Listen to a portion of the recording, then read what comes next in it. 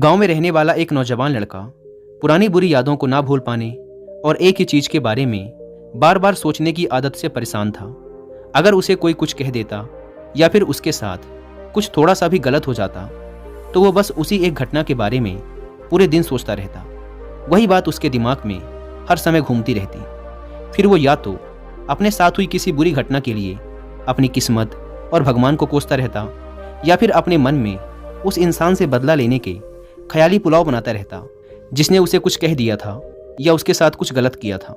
अपनी इस ज़्यादा सोचने की आदत की वजह से ना तो लोगों के साथ उसके अच्छे रिश्ते थे और ना ही वह किसी काम को अच्छे से कर पाता था। वह हर समय तनाव व मानसिक अशांति की स्थिति में रहता।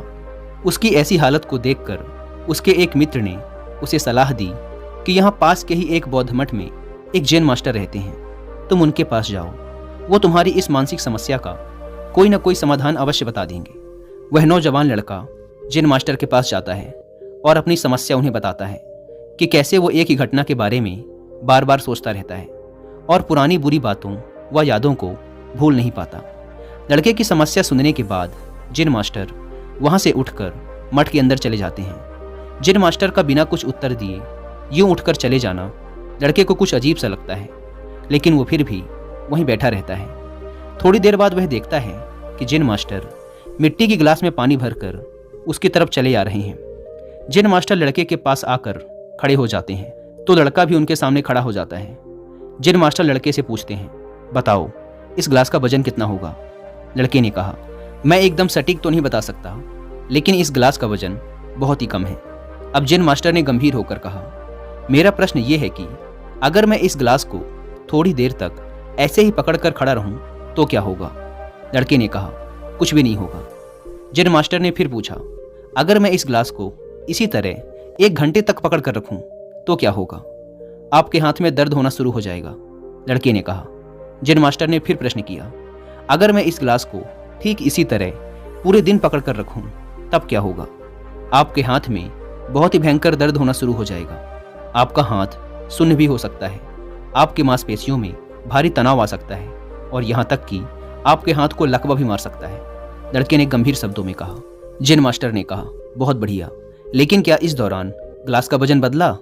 लड़के ने कहा, नहीं, वजन तो नहीं बढ़ा। तब भला हाथ में दर्द और मांसपेशियों में तनाव क्यों आया? जैन मास्टर ने पूछा। बहुत समय तक पकड़े रहने के कारण, लड़के ने जवाब दिया। जैन मास्टर ने फिर प्रश्न किया, अब इस दर्द से छुटकारा पाने के लिए मैं क्या करूं? गिलास को नीचे रख दीजिए। लड़के ने कहा।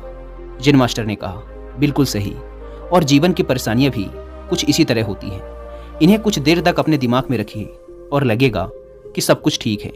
उनके बारे में ज़्यादा देर तक सोचिए और आपको पीड़ा होने लग जाएगी, और इन्हें और भी देर तक अपने दिमाग में रखिए, फिर ये आपको अशांत व पागल करने लग जाएंगी और आप कुछ भी नहीं कर पाएंगे। जैन मास्टर ने लड़के की तरफ इशारा करते हुए कहा, अपने जीवन की पिछली गलतियों और घटनाओं के बारे में सोचना जरूरी है, लेकिन उससे भी ज़्यादा जरूरी है उनसे सीखकर आगे बढ़ना। अगर तुम एक ही बात को पकड़कर बैठे रहते हो तो ठीक उस गिलास की तरह यह भी तुम्हारे जीवन में दर्द पैदा कर देगा। अगर तुम आज अपने अतीत को लेकर बैठे रहते हो तो ये आज भी तुम्हारे हाथ से निकल जाएगा और फिर तुम भविष्य में इसके लिए पश्चाताप करोगे। तुम अपने अतीत के लिए जैसा इंसान बनना चाहते हो या फिर जिन गलतियों के लिए पश्चाताप कर रहे हो तो तुम आज से ही वैसा इंसान बनने का प्रयास करो और कोशिश करो कि आज तुम वैसी गलतियां ना करो जिसके लिए तुम्हें भविष्य में पछताना पड़े। इसलिए चिंता करना बंद करो और अपने आज के कर्मों पर ध्यान दो, क्योंकि चिंता व्यक्ति को उसकी चिता तक ले जाती है। दोस्तों, चिंता करने की आदत को छोड़कर एक खुशहाल जीवन कैसे जिया जाए, इस पर विश्व प्रसिद्ध लेखक डेल कार्नेगी ने एक बहुत ही अच्छी किताब लिखी है जिसका नाम है how to stop worrying and start living, यानी चिंता छोड़ो, सुख से जियो। अब तक 10 मिलियन से ज़्यादा लोग इस किताब को पढ़ चुके हैं, और अगर आपके पास इसे पढ़ने का टाइम नहीं है तो आप हिंदी में इस पूरी किताब को सुन भी सकते हैं कुक एफएम ऐप पर। इस किताब में चिंता करने की आदत से छुटकारा